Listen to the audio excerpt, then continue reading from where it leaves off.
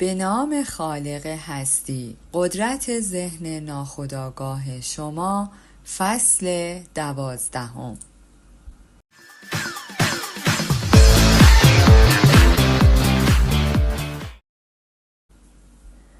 دانشمندان از ذهن ناخودآگاه استفاده می کنند. بسیاری از دانشمندان به اهمیت واقعی ذهن ناخودآگاه پی می برند. ادیسون، مارکونی، انیشتین و بسیاری دیگر از ذهن ناخودآگاه استفاده کردند.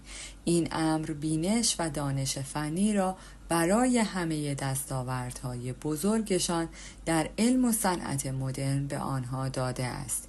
تحقیقات نشان داده است که توانایی علمی ساختن نیروی ناخودآگاه موفقیت همه بزرگان علمی و تحقیقاتی را تعیین کرده است.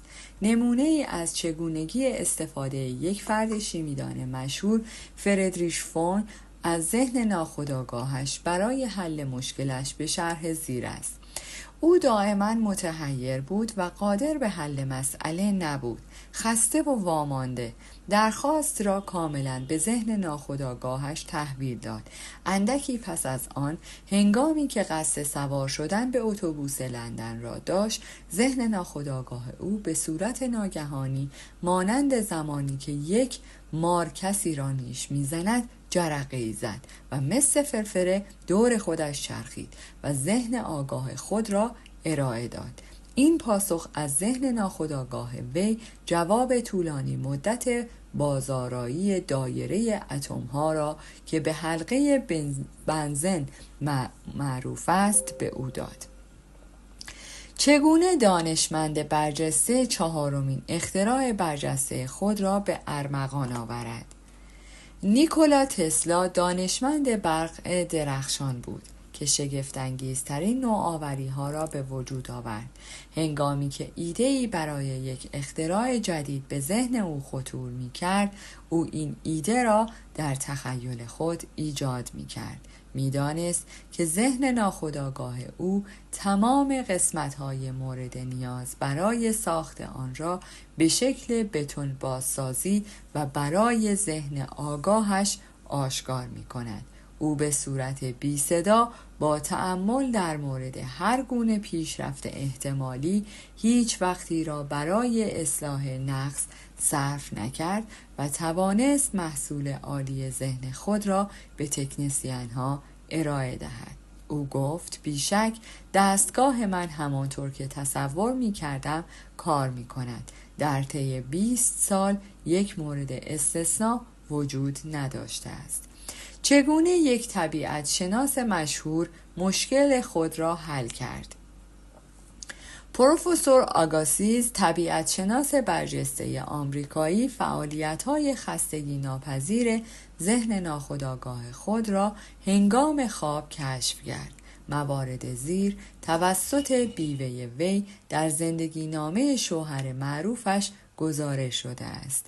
او به مدت 2 هفته در تلاش بود تا برداشت تا حدودی مبهم از یک ماهی فسیلی را روی تخت سنگی که در آن حفظ شده بود کشف کند. با خستگی و پریشانی سرانجام کار خود را کنار گذاشت و سعی کرد آن را از ذهن خود دور کند. بعد از آن او یک شب بیدار شد و متقاعد شد که هنگام خواب ماهی خود را با تمام ویژگی‌های از دست رفته کاملا بازیابی کرده است. اما هنگامی که او سعی کرد تصویر را با سرعت نگه دارد و بسازد، تصویر از بین رفت. با این وجود او زود به جردن دسپلاتس رفت با این تصویر که با نگاه کردن دوباره به تخیلاتش باید چیزی را ببیند که او را در مسیر رویاهایش قرار دهد. ثبت تصاویر تار همیشه بی نتیجه است. شب بعد او دوباره ماهی را دید.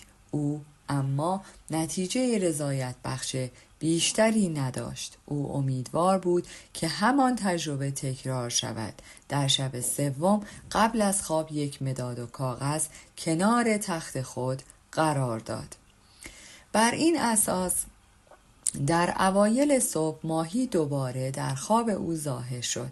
در ابتدا گیج شد، اما سرانجام با چنان تمایزی دیگر در شخصیت‌های جانوری آن تردیدی نداشت. هنوز نیمه خواب بود. در تاریکی کامل این شخصیت‌ها را بر روی یک کاغذ کشید. صبح از دیدن ویژگی‌های طرح شبانه خود که به نظر او غیر ممکن است فسیل باید آنها را آشکار کند تعجب کرد.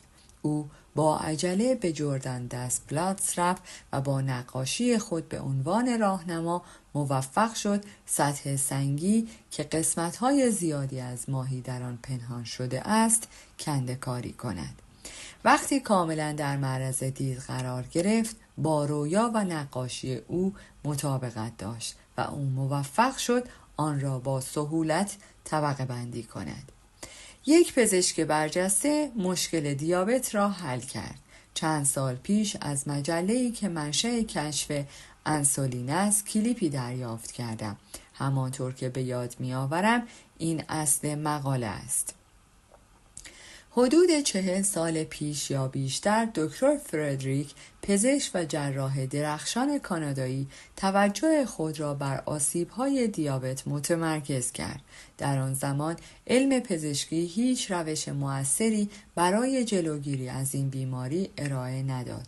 دکتر بانتینگ زمان قابل توجهی را به آزمایش و مطالعه پیشینه تحقیق بین المللی در این زمینه پرداخت. یک شب خسته شد و خوابش برد. در حالی که خواب بود، ذهن ناخودآگاه وی به او دستور داد که پسماند را از مجرای پانکراس تخریب شده سگ استخراج کند. این منشأ انسولین است که به میلیون‌ها نفر کمک کرده است. توجه خواهید کرد که دکتر بانتینگ مدتی است آگاهانه در جستجوی راهی برای حل مسئله بوده است و ذهن ناخودآگاه وی مطابق آن پاسخ داده است. نتیجه همیشه این گونه نیست که شما همیشه یک شبه جواب خواهید گرفت. پاسخ ممکن است تا مدتها حاصل نشود. دل سرد نشوید. مدام قبل از خواب مشکل را به ذهن ناخودآگاه برگردانید، مثل اینکه قبلا این کار را نکرده اید. یکی از دلایل تأخیر ممکن است این باشد که شما به عنوان یک مشکل اساسی به آن نگاه می کنید. شاید باورتان شود که حل آن مدت زیادی طول می کشد. ذهن ناخودآگاه شما محدود به زمان و مکان نیست. با این باور که الان جواب را دارید به خواب بروید. پاسخ را در آینده فرض نکنید. به نتیجه ایمان داشته باشید. با خواندن این کتاب اکنون متقاعد شوید که جواب و راه حل کاملی برای شما وجود دارد. چگونه یک دانشمند و فیزیکدان مشهور از اردوگاه کار اجباری روسیه فرار کرد. دکتر لوکس، عضو انجمن موشک و مهندس برجسته تحقیقات الکترونیکی، خلاصه فشرده به شرح زیر را در مورد چگونگی استفاده از ذهن ناخودآگاه خود برای رهایی از مرگ حتمی به دست نگهبانان بی‌رحم در یک معدن زغال‌سنگ زندان روسیه ارائه می‌دهد. وی به شرح زیر اظهار می‌دارد: من یک اسیر جنگی در یک معدن زغال‌سنگ در روسیه بودم و مردانی را دیدم که در اطراف من در آن محوطه زندان در حال مرگ بودند. نگهبانان وحشی، افسران متکبر و کمیسرهای تیزبین و با تفکر سریع ما را تحت نظر گرفتند. پس از یک مداوای پزشکی کوتاه، سهمیه زغال‌سنگ برای هر نفر تعیین شد. سهمیه من روزانه 300 پوند بود.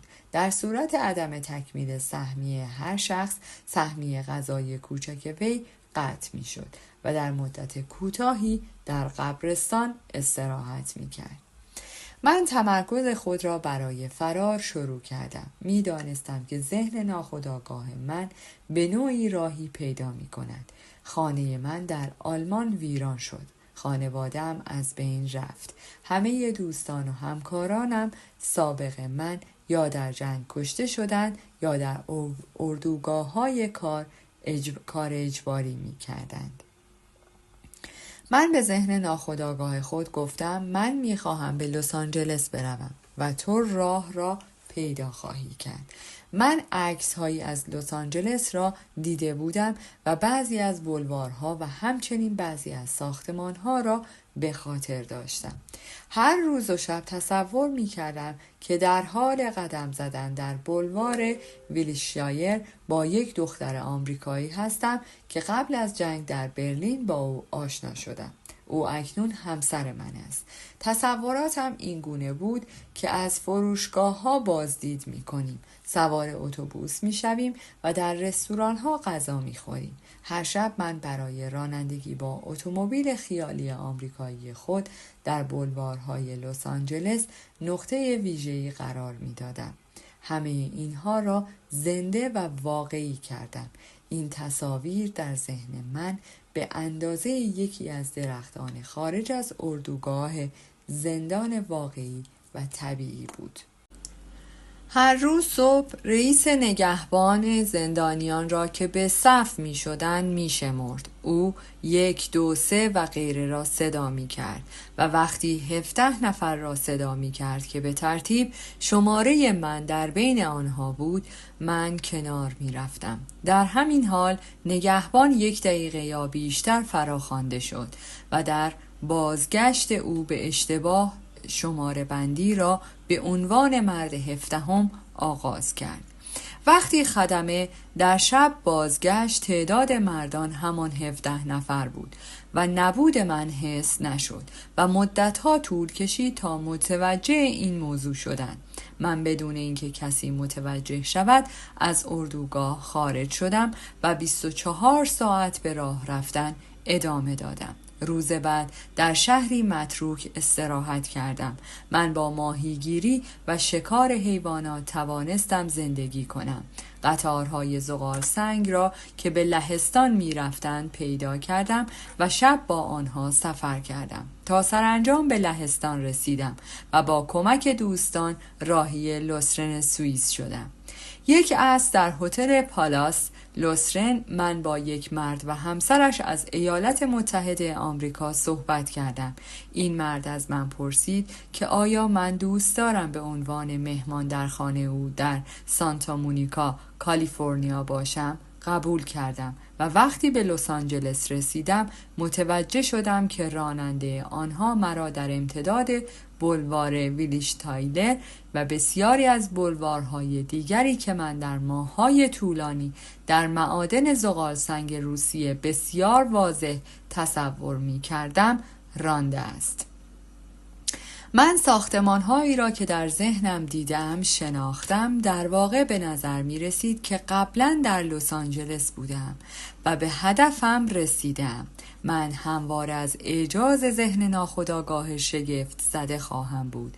به راستی ذهن ناخودآگاه روش‌هایی دارد که ما نمی‌دانیم. چگونه باستان شناسان و دیرین شناسان صحنه‌های باستانی را بازسازی می‌کنند؟ این دانشمندان می‌دانند که ذهن ناخودآگاه آنها هر آنچه که تاکنون اتفاق افتاده است را به حافظه می‌سپارد، همانطور که آنها در مورد ویرانه‌های باستانی و فسیل‌ها مطالعه می‌کنند. از طریق درک تخیل خود ذهن ناخودآگاهشان به آنها در بازسازی صحنه‌های باستانی کمک می‌کند. گذشته مرده بار دیگر زنده و شنیدنی می شود. دانشمند با نگاهی به این معابد باستانی و مطالعه ظروف سفالی، مجسمه سازی، وسایل و ظروف خانگی این دوران باستان از دوره‌ای که هیچ زبانی وجود ندارد برای ما می گوید. ارتباط با غر زدن، ناله و اعلان انجام می شد.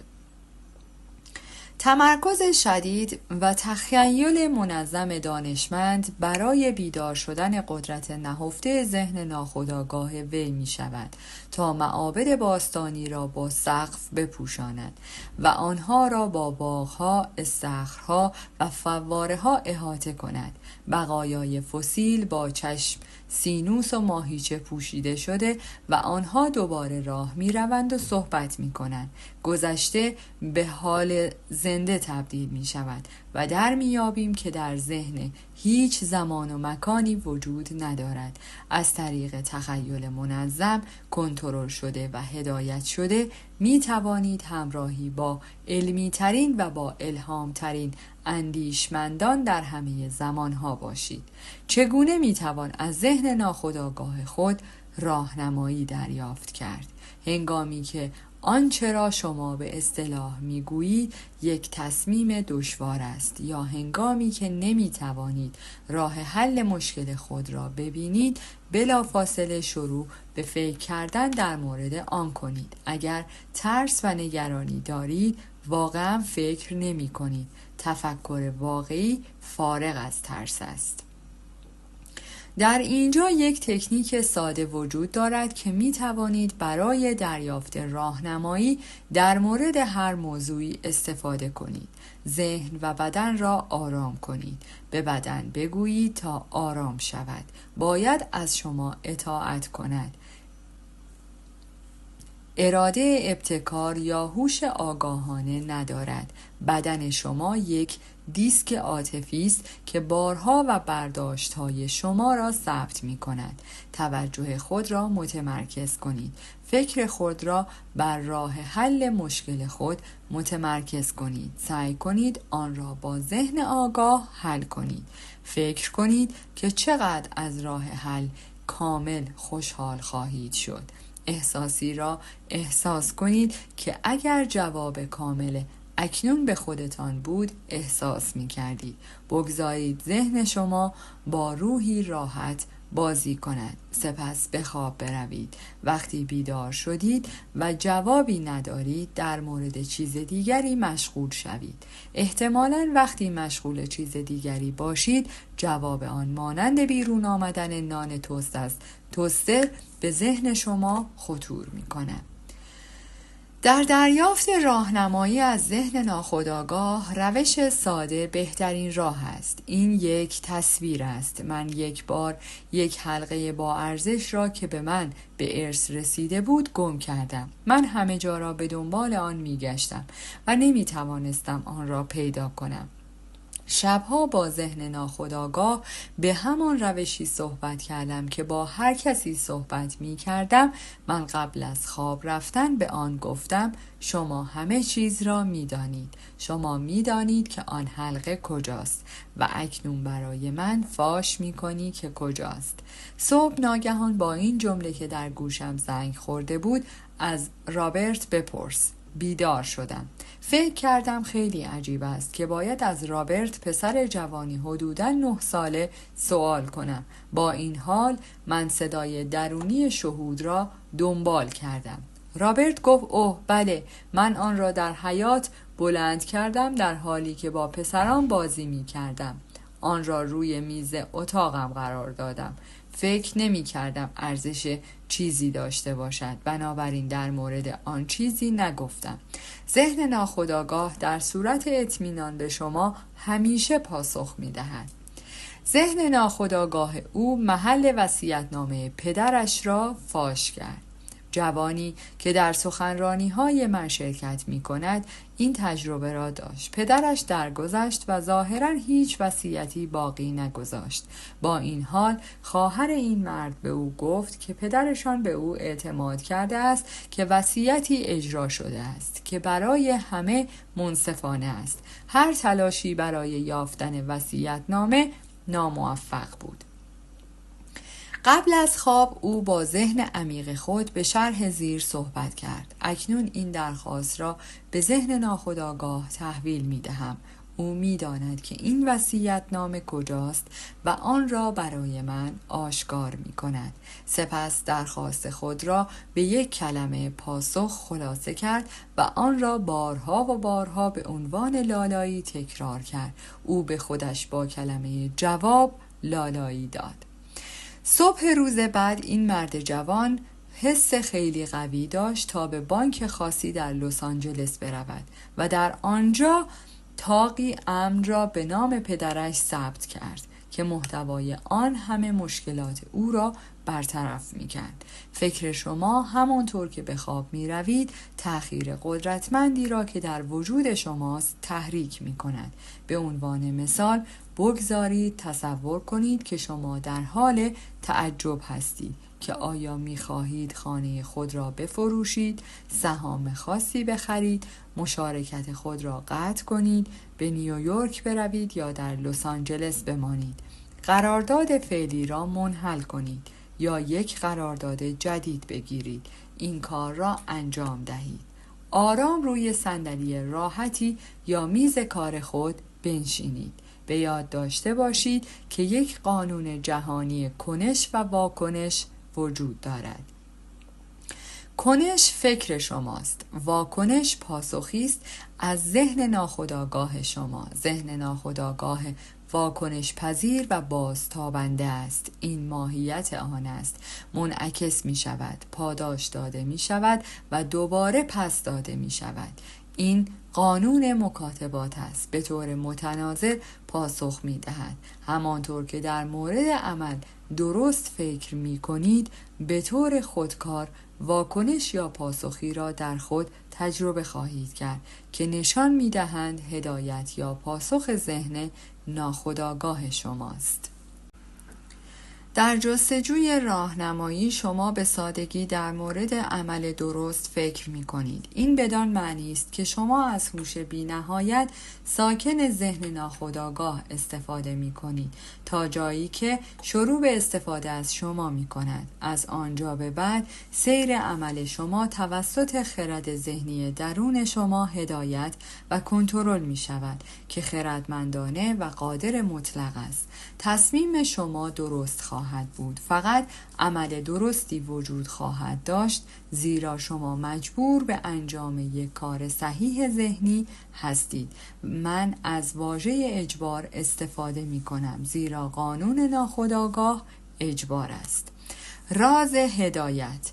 راز هدایت یا عمل صحیح این است که به طور ذهنی خود را وقف پاسخ درست کنید. تا زمانی که پاسخ آن را در خود پیدا کنید، پاسخ یک احساس، یک آگاهی درونی، یک احساس وقوع امری در آینده است که به وسیله آن می‌دانید که می‌دانید. شما از نیرو تا حدی استفاده کرده اید که شروع به استفاده از شما می کند. در حین کار با خرد ذهنی درون خود احتمالاً نمی توانید شکست بخورید یا یک قدم کاذب بردارید. خواهید فهمید که همه راه‌های شما خوشایند و همه راه‌های شما آرامش است.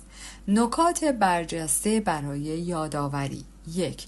به یاد داشته باشید که ذهن ناخودآگاه موفقیت و دستاوردهای شگفت انگیز همه کارگران بزرگ علمی را رقم زده است. 2. ذهن ناخودآگاه شما با توجه و ارادت آگاهانه خود به حل یک مسئله گیج کننده تمام اطلاعات لازم را جمع‌آوری کرده و آنها را کاملاً به ذهن آگاه ارائه می دهد. 3. اگر از پاسخ یک مسئله تعجب می کنید، سعی کنید آن را به صورت عینی حل کنید. تمام اطلاعاتی را که می توانید از تحقیقات و همچنین از دیگران دریافت کنید، هیچ پاسخی نمی آید. آن را قبل از خواب به ذهن ناخودآگاه خود تحویل دهید و جواب همیشه می رسد. هرگز شکست نمی خورید.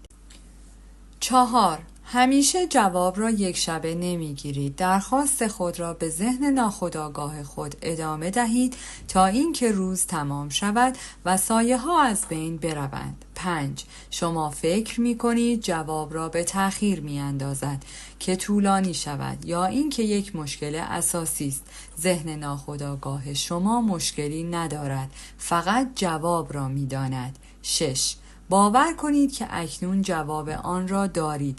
احساس لذت از جواب و احساسی که اگر پاسخی کامل داشته باشید احساس خواهید کرد. ذهن ناخودآگاه شما به احساس شما پاسخ خواهد داد. 7. هر تصویر ذهنی با پشتوانه ایمان و پشتکار از طریق قدرت معجزه‌آسای ناخودآگاه شما اتفاق می‌افتد. به آن اعتماد کنید. به قدرت آن ایمان داشته باشید و هنگام دعا شگفتی‌هایی رخ خواهد داد. 8. ذهن ناخودآگاه شما ذخیره‌گاه حافظه است و در ذهن ناخودآگاه شما تمام تجربیات شما از کودکی ثبت شده است. 9.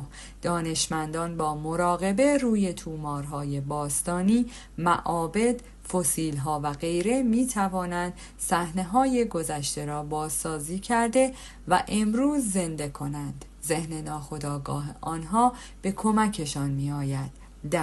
قبل از خواب درخواست راه حل خود را برای ذهن ناخودآگاه خود برگردانید و به آن اعتماد کنید و به آن ایمان داشته باشید و جواب آن خواهد رسید. این همه چیز را می داند و همه را می بیند، اما شما نباید در قدرت آن شک و تردید کنید. 11. کنش فکر شماست و واکنش پاسخ ذهن ناخودآگاه شماست. اگر افکار شما عاقلانه باشد، اعمال و تصمیمات شما نیز عاقلانه خواهد بود. 12. هدایت به عنوان یک احساس، یک آگاهی درونی، یک احساس وقوع امری در آینده است که به وسیله آن می‌دانید که می‌دانید. این یک حس لامسه درونی است. دنبالش کنید. در پایان از شما دوستان عزیزم می‌خواهم برای حمایت بیشتر ما کانال ما را به دوستان خود معرفی کنید. برای انرژی بیشتر ما رو لایک کنید و برای ادامه پرقدرت‌تر سابسکرایب. تا درودی دیگر، درود و 200 بدرود.